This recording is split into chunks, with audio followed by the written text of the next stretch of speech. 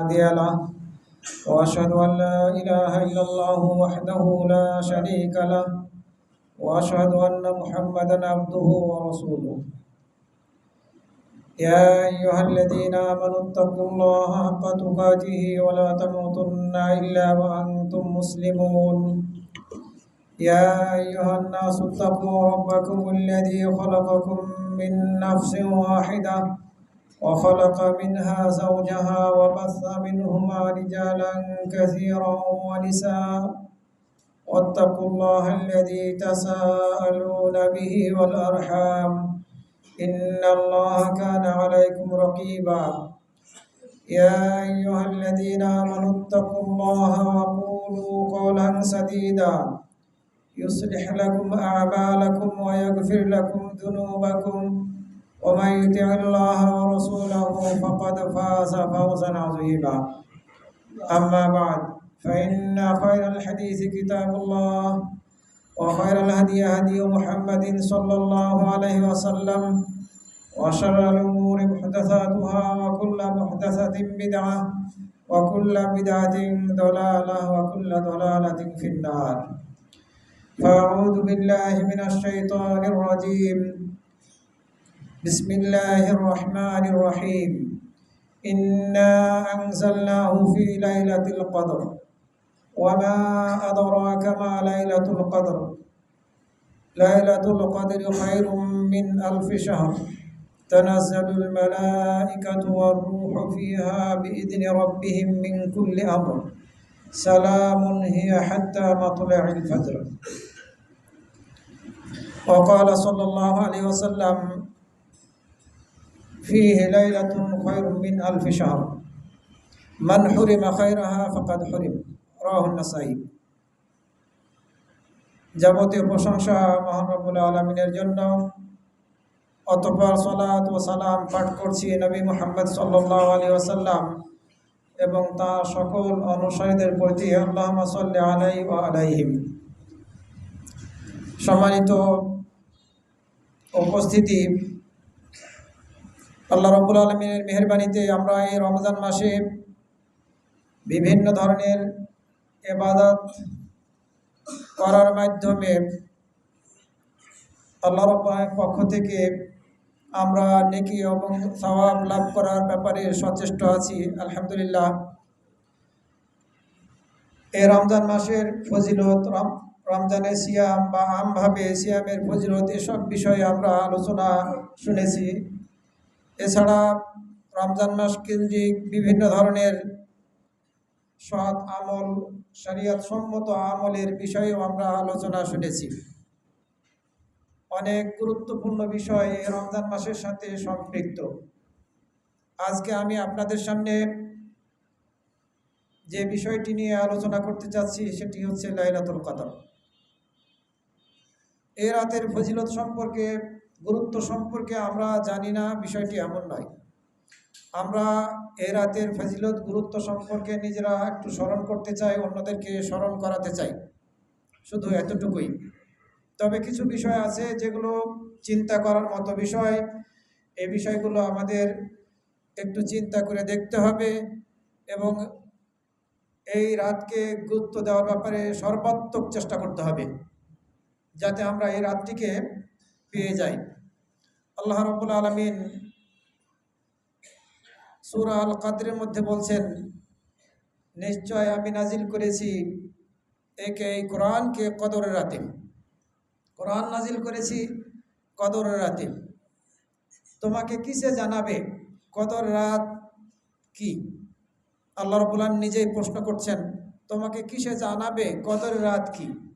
অর্থাৎ কদর রাতের মর্যাদা, কদর রাতের মাঝে যে কল্যাণ রয়েছে, বরকত রয়েছে, এ সম্পর্কে তোমাকে কিসে জানাবে? আল্লাহ আবার উত্তর দিয়ে দিলেন, লাইলাতুল কদরি খায়রুম মিন আলফি শাহর। কদর রাতটি হচ্ছে হাজার মাসের চেয়েও উত্তম রাত। এরপরের আয়াতে বললেন, তানাজ্জালুল মালাইকাতু ওয়ার রূহু ফিহা বিইذনি রাব্বিহিম মিন কুল্লি আমর। ফেরেশতারা এবং রূহ অর্থাৎ জিবরাইল আলাইহিস সালাম এ রাতে তাদের রবের অনুমতি ক্রমে প্রত্যেকটি হুকুম নিয়ে নাজিল হয়। এ রাতটি পুরোপুরি শান্তিময় রাত, সুবে সাদেক পর্যন্ত। সালামুন হিয়া হাত্তা মাতলাইল ফাজর। এই কদর রাতের ফজিলত কি আমরা এই আয়াতগুলো থেকে বের করতে পারি। এছাড়া কোরআন মাজিদের অন্য আয়াত থেকেও আমরা এই রাতের ফজিলত সম্পর্কে জানতে পারি।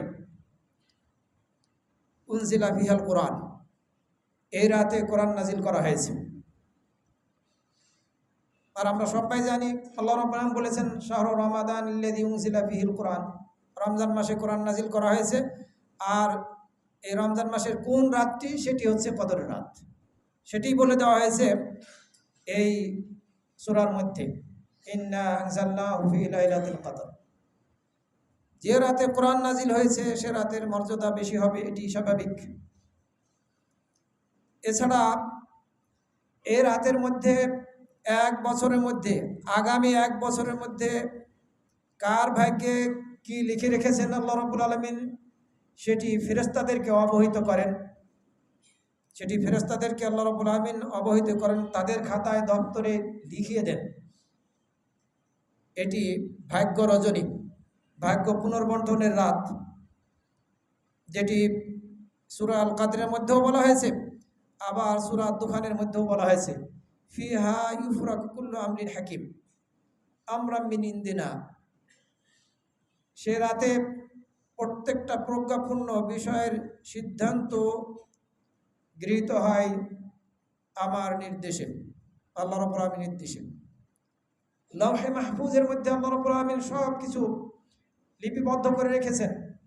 আমাদের জন্ম থেকে মৃত্যু পর্যন্ত, এই পৃথিবীর শুরু থেকে শেষ পর্যন্ত যত যা কিছু ঘটবে হবে সব কিছু সম্পর্কে আল্লাহ রাব্বুল আলামিন লিখে রেখেছেন। কিন্তু আমাদের এই সৃষ্টিকুলের এক বছরের মাঝে কার ভাগ্যে কি ঘটবে, এটি আল্লাহ রাব্বুল আলামিন এই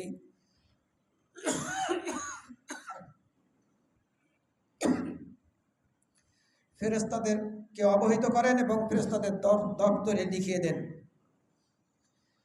কার জন্ম হবে, কার মৃত্যু হবে, কে নাজাত প্রাপ্ত হবে, কে ধ্বংসপ্রাপ্ত হবে, কে সৌভাগ্যবান হবে, আবার কে দুর্ভাগ্যবান হবে, কে সম্মানিত হবে, আর কে বেইজ্জত হবে, সব কিছুই আল্লাহ রাব্বুল আলামিন এই রাতে ফেরেশতাদেরকে অবহিত করেন, যেটি ফেরেশতারা জানতো না।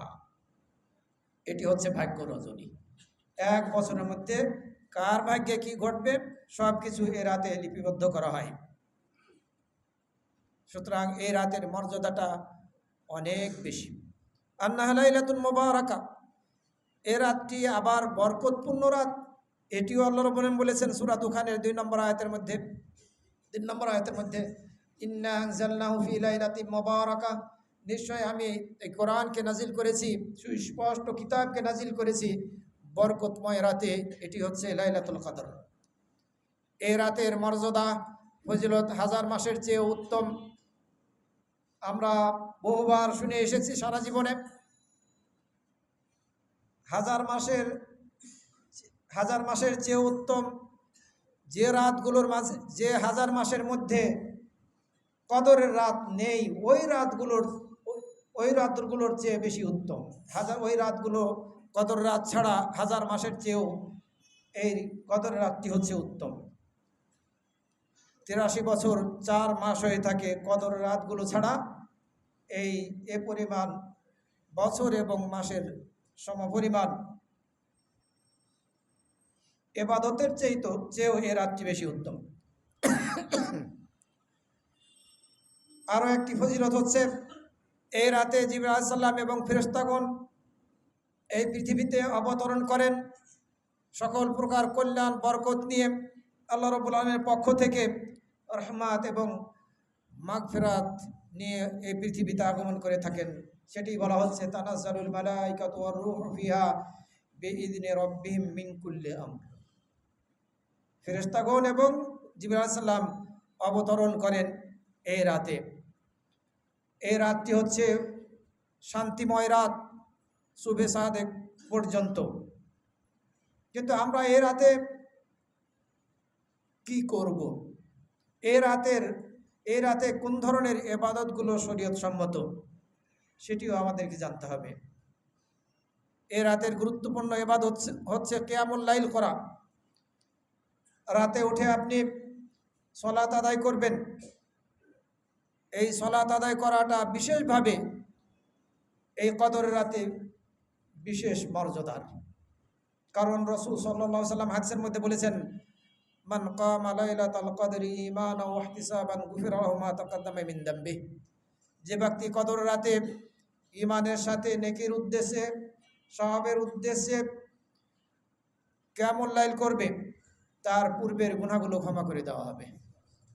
সুতরাং আমরা এই কদর রাতকে পাওয়ার জন্যে শেষ দশকের মধ্যে সর্বাত্মক চেষ্টা করব এবং কিয়ামুল লাইল করব।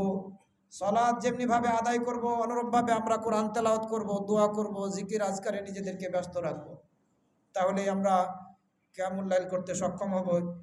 এই রাতের কিয়ামুল লাইলের গুরুত্বটা অত্যাধিক। পূর্বের গুনাহগুলো আল্লাহ রাব্বুল আলামিন আমাদেরকে ক্ষমা করে দেবেন। এই রাতের আরও একটি আমল হচ্ছে বিশেষভাবে এই রাতকে পাওয়ার জন্য আমল, আর সেটি হচ্ছে ইতিকাফ করা।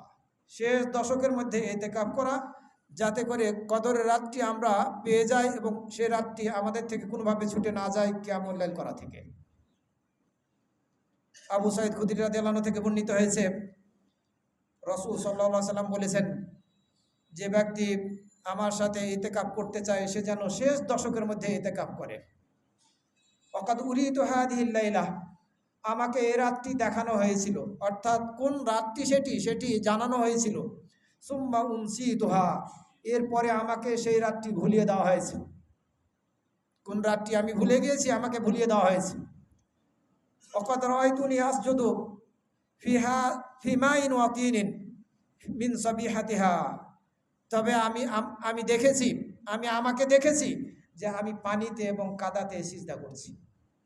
সেই রাতের সকালে আমি সিজদা করতেছি পানিতে এবং কাদাতে। অর্থাৎ এই রাতে বৃষ্টি হয়েছিল, ওই রাত্রিতে বৃষ্টি হয়েছিল, কিন্তু কোন রাত্রি ছিল সে রাতটি শেষ দশকের মধ্য থেকে সেটি রাসূল সাল্লাল্লাহু আলাইহি ওয়াসাল্লামকে ভুলিয়ে দেওয়া হয়েছিল।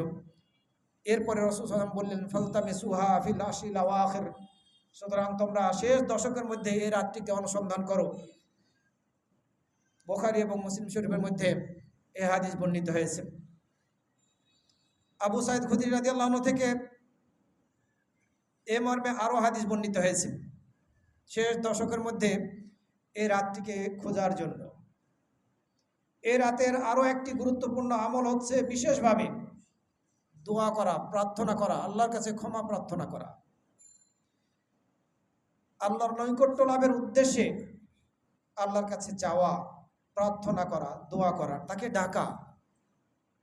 কারণ আয়েশা রাদিয়াল্লাহু আনহা থেকে বর্ণিত হয়েছে, তিনি বলেন, আমি বললাম, হে আল্লাহর রাসূল, আরাআইতা ইন আলিমতু আইয়া লাইলাতিন লাইলাতুল কদর, আপনার সিদ্ধান্ত কি? আমি যদি জেনে যাই যে কোন রাতটি কদরের রাত জানতে পারি, তাহলে সে রাতটিতে আমি কি করব, আমি কি বলবো সেই রাতে? রাসূল সাল্লাল্লাহু আলাইহি ওয়াসাল্লাম আয়েশা রাদিয়াল্লাহু আনহাকে শিখালেন, তুমি বলো, আল্লাহুম্মা ইন্নাকা আফুউন তুহিব্বুল আফওয়া ফা'ফু আন্নী, হে আল্লাহ, তুমি ক্ষমাকারী, ক্ষমা করাকে তুমি পছন্দ করো, ভালোবাসো, সুতরাং তুমি আমাকে ক্ষমা করে দাও। এই দোয়া করবে। এই দোয়াটা বেশি বেশি করে আমাদেরকে করতে হবে। এছাড়া আমাদের চাওয়া পাওয়ার অন্যান্য যত দোয়া আছে, ইচ্ছা মতো আমরা দোয়া করব, ক্ষমা প্রার্থনা করব বেশি বেশি করে। কারণ রাসূল সাল্লাল্লাহু আলাইহি ওয়াসাল্লাম এই দোয়ার মধ্যে ক্ষমা প্রার্থনা করার নির্দেশ দিয়েছে। দেখুন, তুমি ক্ষমা প্রার্থনা করো, আল্লাহুম্মা ইন্নাকা আফুউন তুহিব্বুল আফওয়া ফা'ফু আন্নী, এই দোয়া করতে বললেন। তিরমিজির মধ্যে বর্ণিত হয়েছে হাদিস 3513 অথবা 3517 নম্বরে। তিরমিজির এই বাংলা সংস্করণের মধ্যে পাওয়া যায় আল্লাহুম্মা ইন্নাকা আফুউন কারীমুন, কিন্তু মূল হাদিস গ্রন্থের মধ্যে কারীমুন শব্দটা পাওয়া যাচ্ছে না। সুতরাং আল্লাহুম্মা ইন্নাকা আফুউন তুহিব্বুল আফওয়া ফা'ফু আন্নী, এই কারীমুন না বলে বর্ণনা বলাটাই উত্তম। এ রাতের আরও আমল হচ্ছে, যত ধরনের সৎ আমল আছে, সকল প্রকার শরীয়ত সম্মত সৎ আমলগুলো আমরা এই রাতে করার চেষ্টা করব। কারণ আল্লাহ রাব্বুল আলামিন বললেন কি, লাইলাতুল কদর খায়রুম মিন আলফি শাহর, হাজার মাসের চাইতেও এ রাতটি বেশি উত্তম। উত্তম কোন দিক দিয়ে? শরীয়ত সম্মত যত সৎ আমল আছে এই আমলগুলো করার দিক দিয়ে আপনি যদি এই রাত্রিতে ইবাদত করতে সক্ষম হন, আপনি যদি কিয়ামুল লাইল করেন, আপনি যদি দান খয়রাত করেন, সৎ কাজের আদেশ দেন, অসৎ কাজ থেকে নিষেধ করেন, আপনি যদি বাবা মার সাথে আরও সদাচরণ বিষয়টা, তার সাথে সদ্ব্যবহারের বিষয়টা বাড়িয়ে দেন, তাহলে সকল প্রকার সৎ আমল করাটা এই রাতে বেশি গুরুত্বপূর্ণ এবং বেশি উত্তম আমল। সুতরাং যত ধরনের সৎ আমল আছে এই আমলগুলো আমাদেরকে এই রাতে করার চেষ্টা করতে হবে সর্বাত্মকভাবে। আপনি প্রত্যেক রাতে, শেষ দশকের প্রত্যেক রাতে কিছু কিছু করে দান করুন। 100 টাকা দান করলে 1000 মাসে প্রত্যেক রাতে যদি আপনি 100 করে দান করেন, সেই দানগুলোর চাইতে এই 100 টাকা বেশি উত্তম হবে। এই দৃষ্টিকোণ থেকে আমাদেরকে শেষ দশকের মধ্যে বেশি বেশি করে দান করার চেষ্টা করতে হবে ইনশাআল্লাহ। কিন্তু প্রশ্ন হচ্ছে, এই রাতটি কোন রাত? শেষ দশকের কোন রাতটি হচ্ছে এই রাত? আমরা যদি হাদিসগুলোর দিকে লক্ষ্য করি, যেসব হাদিস কদর রাত সম্পর্কে বর্ণিত হয়েছে, এই সব হাদিসগুলোর দিকে যদি আমরা দৃষ্টি দেই, তাহলে কয়েকটা গ্রুপে আমরা ভাগ করতে পারি হাদিসগুলোকে।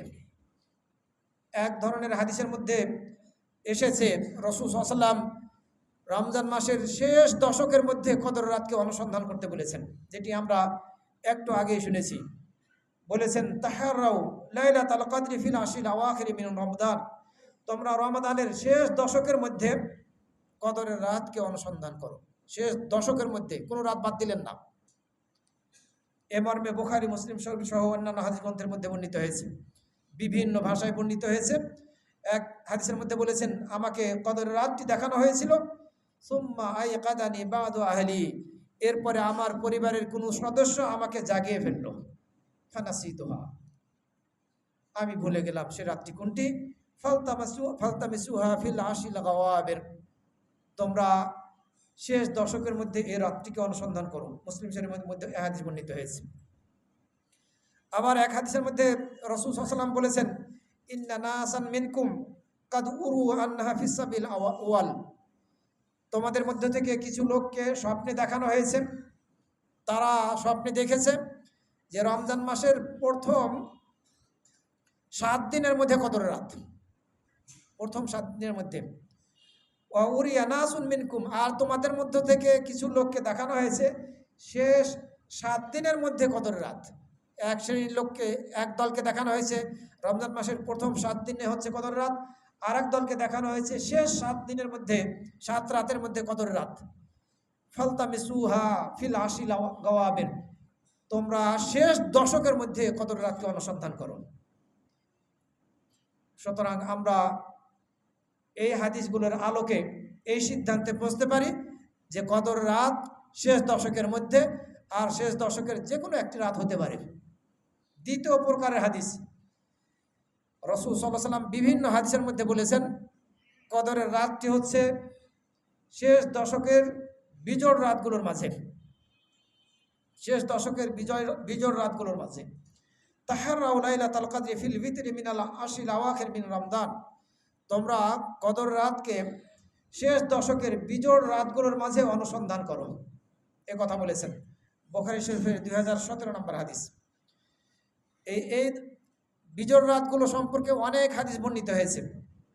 দ্বিতীয় প্রকারের হাদিস, বিজোড় রাতগুলোতে অনুসন্ধান করতে বলা হলো। তৃতীয় প্রকারের হাদিস, জোড় রাতগুলোতে কদর রাতকে অনুসন্ধান করতে বলা হয়েছে। খুব আশ্চর্য মনে হবে আপনাদের। এবং সেটি গণনা হবে শেষ দিক থেকে। রমজান মাস ধরুন 30, এই 30 রমজান হলে শেষ দিক থেকে আপনাকে উল্টো দিকে আসতে হবে, আর এভাবে আসলে বিজোড় রাতগুলো আপনার কদর রাত হতে পারে, এটা প্রমাণিত হয়। রাসূল সাল্লাল্লাহু আলাইহি ওয়াসাল্লাম হাদিসের মধ্যে বলেছেন, বুখারী শরীফের 2021 নম্বর হাদিস, আবু দাউদের 1381 নম্বর হাদিস, ইলতামিসুহা ফিল আশিল আওয়াখির মিন রমাদান, তোমরা শেষ দশকের মধ্যে, রমাদানের শেষ দশকের মধ্যে কদর রাতকে অনুসন্ধান করো। লাইলাতুল কদরি ফি তাসিআতিন তাবকা, লাইলাতুল কদর শেষ দিক হতে গণনায় 9 রাত যখন অবশিষ্ট থাকবে সে রাতটি হচ্ছে কদরের রাত, 22 রমজানের রাত হয়। 9 রাত যখন অবশিষ্ট থাকবে সেই রাতে তোমরা কদর রাতকে অনুসন্ধান করো, 22 রমজানের রাত। 21-এর কথা এই হাদিসের মধ্যে বলা হচ্ছে না। ফিসাবিয়াতিন তাবকা, 7 রাত যখন অবশিষ্ট থাকবে তখন তোমরা কদর রাতকে অনুসন্ধান করো, 24-এর রাত, জোড় রাত। এরপরে বললেন 5 রাত যখন অবশিষ্ট থাকবে তখন সে রাতে তোমরা কদর রাতকে অনুসন্ধান করো, 26-এর রাত। আবার আরেকটি হাদিসের মধ্যে রাসূল সাল্লাল্লাহু আলাইহি ওয়াসাল্লাম বলেছেন 3 রাত যখন অবশিষ্ট থাকবে তখন তোমরা কদর রাতকে অনুসন্ধান করো, 28-এর রাত। এই হাদিসগুলো থেকে প্রমাণিত হয় যে কদরের রাত বিজোড় রাতগুলোর মধ্যেও হতে পারে। সুতরাং আমাদেরকে এই কদরের রাত যেমনিভাবে জোড় রাতে অনুসন্ধান করতে হবে, অনুরূপভাবে বিজোড় রাতে যেমনিভাবে অনুসন্ধান করতে হবে এই জোড় রাতগুলোতে অনুসন্ধান করতে হবে। এর অর্থ হচ্ছে প্রত্যেকটা রাতেই কদর রাতকে অনুসন্ধান করার চেষ্টা করতে হবে শেষ দশকের মধ্যে। আবার কিছু হাদিস এসেছে যে হাদিসগুলোর মধ্যে বলা হয়েছে শেষ 7 রাতের মধ্যে তোমরা কদর রাতকে অনুসন্ধান করো, 10-এর কথা বলা হয়নি। শেষ 7 রাতের মধ্যে তোমরা কদর রাতকে অনুসন্ধান করো, তোমাদেরকে যাতে শেষ 7 রাতের গুরুত্ব থেকে তোমরা দূরে সরে না যাও এ ব্যাপারে তোমরা সচেষ্ট থাকবে। হাদিসের ভাব অর্থ হচ্ছে এটি, শেষ 7 রাতের কথা বলা হয়েছে। ইলতামিসুহা ফিসাবিল আওয়াখির, বুখারী এবং মুসলিম শরীফের হাদিস। তাহাররাউ লাইলাতুল কদরি ফি সাবিল আওয়াখির, তোমরা লাইলাতুল কদরকে শেষ 7 রাতের মধ্যে অনুসন্ধান করো। এ মর্মে অনেকগুলো হাদিস বর্ণিত হয়েছে। আবার কিছু হাদিস বর্ণিত হয়েছে খাস করে নির্দিষ্ট রাতকে কেন্দ্র করে তোমরা 23-এর রাতে কদর রাতকে অনুসন্ধান করো। 23-এর রাতে রাসূল সাল্লাল্লাহু আলাইহি ওয়াসাল্লাম বলেছেন উরিতু লাইলাতুল কদর, আমাকে কদর রাত দেখানো হয়েছিল, সুম্মা উনসিতুহা, এরপরে সে রাতটিকে আমাকে ভুলিয়ে দেওয়া হয়েছে। আওরানি সুবহা আসজুদু ফি মাইন ওয়া তিনিন, আমাকে দেখানো হয়েছে আমি সে রাতের সকালে পানি এবং কাদার উপরে সিজদা করছি। ফামুতের না, সাহাবী বলছেন ফামুতের না লাইলাতা 23, যে আমাদের সে রাতে বৃষ্টি হয়েছিল আর সে রাতটি হচ্ছে 23শে রমজানের রাত, খাস করে বর্ণিত হয়েছে। অন্য একটি হাদিসের মধ্যে বর্ণিত হয়েছে 21-এর রাতে বৃষ্টি হয়েছিল। এর থেকে প্রমাণিত হয় যে এই কদরের রাতটি নির্দিষ্ট কোনো রাত নয়, প্রত্যেক বছরের যে কোনো রাত কদর রাত হতে পারে। এছাড়া 27শে রমজানের রাতের ক্ষেত্রেও খাস হাদিস বর্ণিত হয়েছে। একটি হাদিসের মধ্যে বলা হয়েছে হিয়া লাইলাতুস সাবিউ ওয়া আশরিন, মুসলিম শরীফের হাদিস। 27শে রমজানের রাত যেমনিভাবে 23শে রমজানের রাতের কথা এসেছে, অনুরূপভাবে 27শে রমজানের রাতের কথাও এসেছে। আবার কোনো কোনো হাদিসের মধ্যে পাওয়া যায় 24শে রমজানের রাতের কথাও এসেছে, হাসান পর্যায়ের হাদিসের মধ্যে। সুতরাং আমরা কোনো একটি রাতকে নির্দিষ্ট করে না নিয়ে শেষ দশকের প্রত্যেকটা রাতে কিয়ামুল লাইল করার চেষ্টা করব, তাহলে নিশ্চিতভাবে আমরা এই কদরের রাতকে পেয়ে যাব ইনশাআল্লাহ। সম্মানিত মুসল্লিবৃন্দ, কদরের রাতের আলামত সম্পর্কে কিছু কথা হাদিসের মধ্যে বর্ণিত হয়েছে। যেমন বলা হয়েছে এই রাতটির অবস্থাটা খুবই স্বাভাবিক থাকবে, এ রাতের অবস্থাটা খুবই স্বাভাবিক থাকবে, না প্রচণ্ড গরম হবে না খুব ঠান্ডা হবে, মাঝামাঝি পর্যায়ে থাকবে। এ ধরনের একটি বৈশিষ্ট্য এ রাতের ব্যাপারে বলা হয়েছে, এটি একটা আলামত।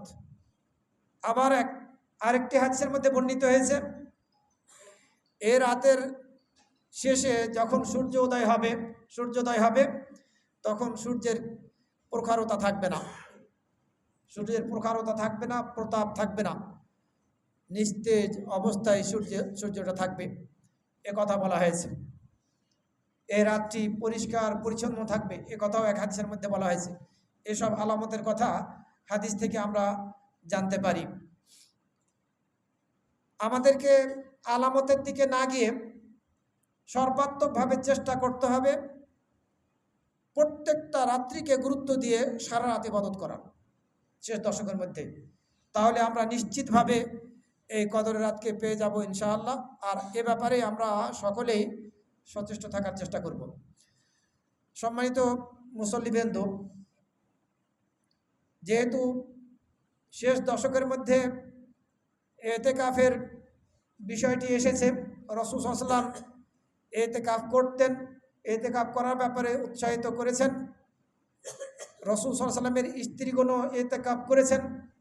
আমরা যদি কেউ সক্ষম হই তাহলে এতেকাফ করব, তবে অবশ্যই এই এতেকাফ হতে হবে মসজিদে। কিছু বিদ্বান বলেছেন জুমার মসজিদ হতে হবে, জুমার সালাত আদায় করা হয় এ ধরনের মসজিদ হতে হবে। তবে সঠিক হচ্ছে 5 ওয়াক্ত সালাত কায়েম করা হয় এ ধরনের মসজিদে হলেও এতেকাফ করা যাবে। এই এতেকাফে আমরা প্রবেশ করব কোন সময়ে? 20 রমজান দিন শেষে সূর্য অস্ত যাওয়ার পূর্বেই আমাদেরকে মসজিদে প্রবেশ করতে হবে এতেকাফের নিয়াতে। সূর্য অস্তের পূর্বেই 20 রমজান, সম্ভবত আগামী শুক্রবার সেটি। এরপরে আমরা এতেকাফ থেকে বের হব যেই দিন সিয়াম শেষ হবে, রমাদান শেষ হবে, সূর্য অস্তের পরক্ষণে, রমজানের শেষ দিন সূর্য অস্তের পরক্ষণে আমরা মাগরিবের সালাত আদায় করে এতেকাফ শেষ করব। কোন কোন হাদিসের মধ্যে পাওয়া যায় রাসূল সাল্লাল্লাহু আলাইহি ওয়াসাল্লাম ফজরের নামাজের পরে এতেকাফে ঢুকেছেন, কিন্তু এই হাদিসের মধ্যে বলা হয়নি কোন দিনের ফজরের সালাতের পরে রাসূল সাল্লাল্লাহু আলাইহি ওয়াসাল্লাম এতেকাফে ঢুকেছেন।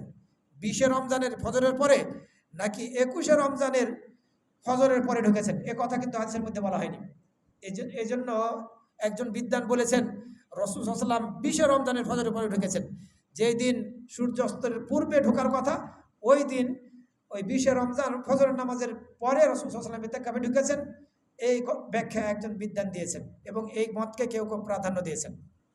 আবার অন্যরা বলেছেন যে রাসূল সাল্লাল্লাহু আলাইহি ওয়াসাল্লাম মসজিদেই ছিলেন, 20 রমজান সূর্যাস্তের পূর্ব থেকে মসজিদে ছিলেন, আর তার এতেকাফের যে নির্দিষ্ট স্থান ছিল, তাঁবু টাঙানো ছিল, এই তাঁবুর মধ্যে ঢুকেছেন ফজরের নামাজের পরে, মসজিদে ছিলেন, এই ব্যাখ্যাও দিয়েছেন।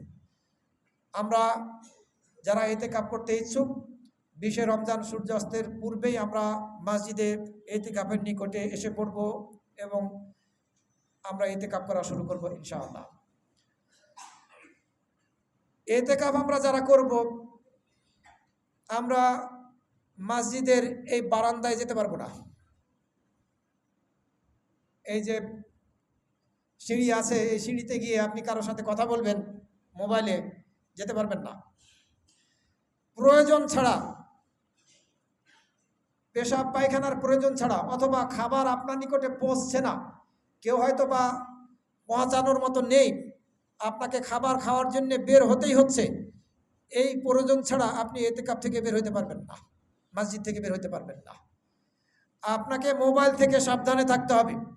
কোনোভাবে আপনি মোবাইলের অপব্যবহার করবেন না মসজিদের মধ্যে। হ্যাঁ, প্রয়োজন যদি থাকে পরিবারের খোঁজ খবর নেওয়ার, আপনি মোবাইলের দ্বারা নিতে পারবেন, কিন্তু আপনি অন্য সময়ে মোবাইল বন্ধ রাখুন। আর না হয় নিজে কোরআন তেলাওয়াত করুন, আপনি কোরআন শুনুন মোবাইল থেকে, কোনো সমস্যা নেই। কিন্তু আপনি ইউটিউব দেখবেন, আপনি ফেসবুক দেখবেন, চালাবেন, ইত্যাদি করবেন, আপনার এতেকাফ করার কোনো প্রয়োজন নেই। এসব বিষয়গুলো এতেকাফকারীদেরকে খেয়াল রাখতে হবে। সম্মানিত মুসল্লিবৃন্দ, আমরা অনেক সময় কিছু বিষয় নিয়ে একটু বেশি বাড়াবাড়ি করে ফেলি এবং কিছু বক্তাও এক্ষেত্রে অতিমাত্রায় বাড়াবাড়ি কথা বলে ফেলেন, অথচ উনি নিজেই বুঝছেন না যে মারাত্মক ভুল করে ফেলছেন। আমি আমার কথা বলছি না যে আমার থেকে ভুল হয় না, ভুল হতে পারে, কিন্তু এই কিয়ামুল লাইল সম্পর্কে মান কামা রমাদানা ঈমানান ওয়া ইহতিসাবান গুফিরা লাহু মা তাকাদ্দামা মিন যামবিহি, এই হাদিসের ব্যাখ্যা এমনভাবে দিচ্ছেন পৃথিবীর কোনো আলেম সালাফে সালেহিনগণ দেননি। জেনারেল শিক্ষিত হওয়া সত্ত্বেও এমন অপব্যাখ্যা করছেন রাসূল সাল্লাল্লাহু আলাইহি ওয়াসাল্লামের এই কিয়ামুল লাইলের এই কয় রাকাত পড়েছেন এটি নিয়ে, যেটি কোনোভাবেই গ্রহণযোগ্য না, এটি মূর্খতার পরিচয়ক।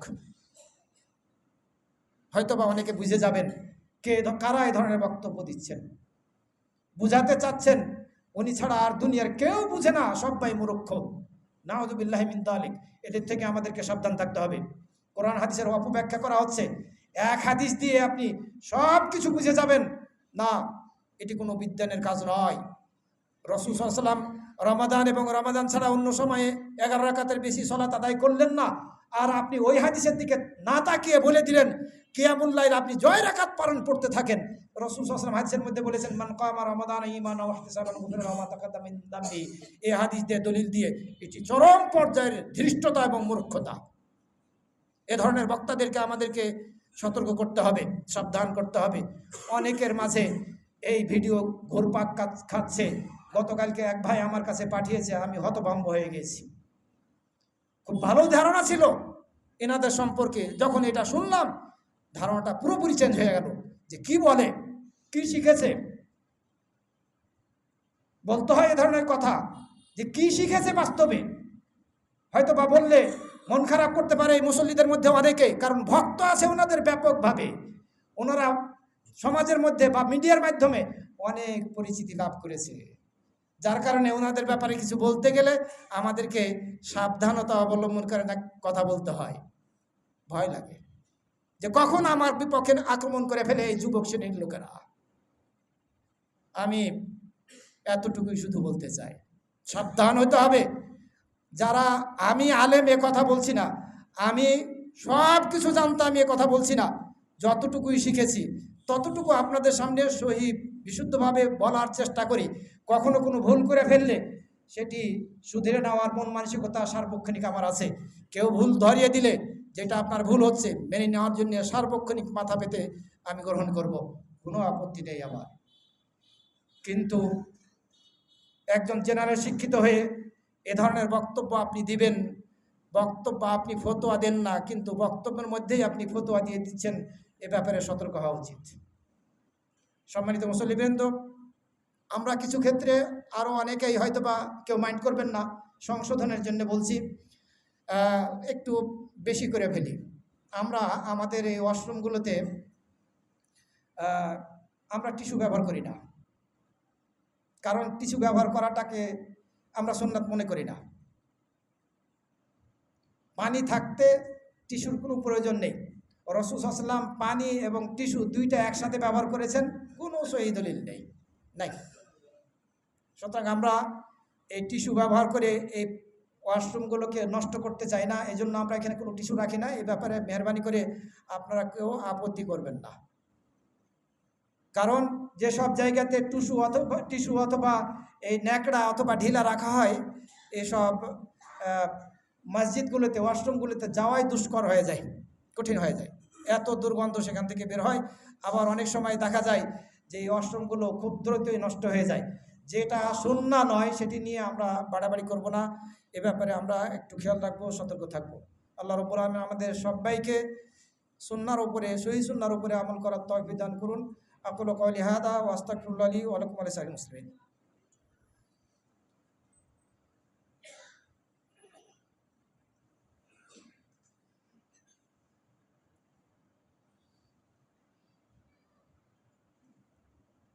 আলহামদুলিল্লাহ ওয়াসসালাতু ওয়াসসালামু আলা নবিয়িনা মুহাম্মাদিন ওয়া আলা আলিহি ওয়া সাহবিহি আজমাইন, আম্মা বা'দ। আল্লাহুম্মা সাল্লি আলা মুহাম্মাদিন ওয়া আলা আলি মুহাম্মাদিন কামা সাল্লাইতা আলা ইব্রাহিম ওয়া আলা আলি ইব্রাহিম ইন্নাকা হামিদুম মাজিদ। আল্লাহুম্মা বারিক আলা মুহাম্মাদিন ওয়া আলা আলি মুহাম্মাদিন কামা বারাকতা আলা ইব্রাহিম ওয়া আলা আলি ইব্রাহিম ইন্নাকা হামিদুম মাজিদ। আল্লাহুম্মা আইয়িদিল ইসলাম ওয়াল মুসলিমিন, اللهم اخذل الكفرة والمشركين وأعوانهم يا رب العالمين. اللهم دمر أعداء الإسلام وأعداء المسلمين. اللهم دمر أعداء الإسلام وأعداء المسلمين. يا حي يا قيوم برحمتك نستغيث. খুতবার শেষ প্রান্তে মা বোনদের উদ্দেশ্যে আমি দু একটি কথা বলতে চাচ্ছি, যদিও খুতবা শেষ হয়ে গিয়েছে। সেটি হচ্ছে, আমরা মা বোনরা অনেক সময় অতিমাত্রায় খাবার দাবার তৈরি করা নিয়ে ব্যস্ত থাকি, ইফতারি বানানোর ক্ষেত্রে নিজেদেরকে ব্যস্ত রাখি, দিনের বেলা ইবাদত করতে পারি না, আবার ক্লান্ত হয়ে গিয়ে রাতের বেলাও আমাদের পক্ষে ইবাদত করা হয়তো বা দুরূহ ব্যাপার হয়ে যায়। এই ব্যাপারে আমরা একটু সচেতন হব এবং যারা আমরা অভিভাবকরা আছি তারাও আমরা তাদেরকে সহযোগিতা করব। মাত্রা অতিরিক্ত খানাপিনা বানানোটা এটি সিয়ামের আদব বিরোধী। যতটুকু নয় ততটুকু করাই উচিত, এর চেয়ে বেশি নয়। মা বোনদেরকেও আমাদেরকে ইবাদত করার ব্যাপারে সুযোগ দেওয়া উচিত, এই বিষয়টি আমরা খেয়াল রাখবো। আরও একটি বিষয় যেটি মা বোনদের থেকে বেশি ঘটে, পুরুষদের থেকে বেশি ঘটে তেমনটি নয়। বর্তমানে যদি বাজারে যান তাহলে দেখবেন যে মা বোনরাই বাজারের সংখ্যায় কিন্তু বেশি। আপনারা এ ধরনের বাজারে ঘোরাঘুরি থেকে বিরত থেকে এই সামনের রাতগুলোতে যাতে বেশি করে ইবাদত করতে পারেন এ ব্যাপারে সচেষ্ট হওয়ার চেষ্টা করুন। ঘন্টার পর ঘন্টা হয়তো বা অনেকে একদিন পর পর বা দৈনন্দিনই বাজারে ঘোরাঘুরি করছেন, কেনাকাটা শেষ হচ্ছে না। এ ধরনের হওয়া উচিত নয়। আপনাদেরকে বিশেষভাবে এ ব্যাপারে অনুরোধ রাখবো। এই রমজানের সুযোগ হয়তো বা সবার ক্ষেত্রে সামনে বছর থাকবে কথা বলা যাবে না, সুতরাং সুযোগ হিসেবে আমাদেরকে রমজানকে গ্রহণ করতে হবে এবং এই সুযোগটা কাজে লাগানোর চেষ্টা করতে হবে। আমরা সুযোগ যাতে হাতছাড়া না করি। আমাদের কিছু দোয়া প্রার্থী আছেন। আমাদের এই মসজিদের প্রাক্তন খতিব শেখ ফজলুল বারী মিয়া সাহেব, উনি অসুস্থ, হাসপাতালে, ওনার অপারেশন হবে। উনি আমাদের কাছে দোয়া প্রার্থনা করেছেন। আমরা ওনার